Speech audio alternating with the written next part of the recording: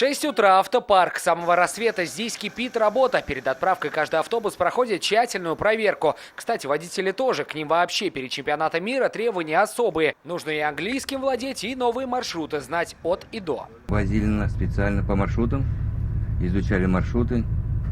Ну так, как себя вести, культура обслуживания, внешний вид, автобус, чтобы был чистый. Если водителей на чемпионат взяли самых опытных, то машины наоборот. Большинство абсолютно новенькие. Уже сейчас по городу туда-сюда курсируют чуть меньше 300 автобусов по 26 основным маршрутам. Оборудованы системой навигационной.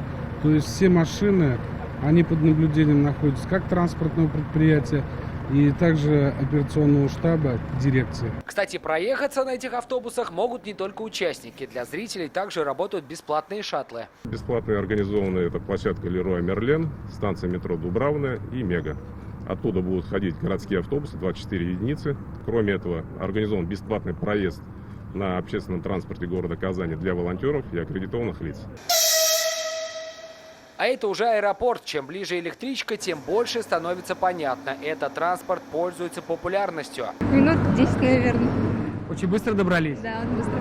Удобно там ехать? Удобно, комфортно. Очень удобно. Посмотрели Казань, я первый раз проехал по этому маршруту, достаточно интересно. В течение чемпионата часто будете электричкой пользоваться? Каждый день. Благодаря чемпионату WorldSkills теперь добираться из аэропорта до Казани гораздо удобнее и быстрее. Организаторы убрали несколько промежуточных остановок. Весь путь занимает не больше 20 минут. В день такие электрички делают 40 рейсов. И за все время проведения чемпионата здесь планируют перевести 30 тысяч человек. Всего же, по подсчетам организаторов, в рамках чемпионата в республике побывают 250 тысяч человек. Чтобы всем им было комфортно и они никуда не опаздывали, транспорт уже сейчас работает в усиленном режиме. Пиковые дни загрузки ожидаются в день открытия и закрытия чемпионата. Стартует он уже через 2 дня. Сергей Хайдаров, Ренат Сафин, ТНВ, Казань.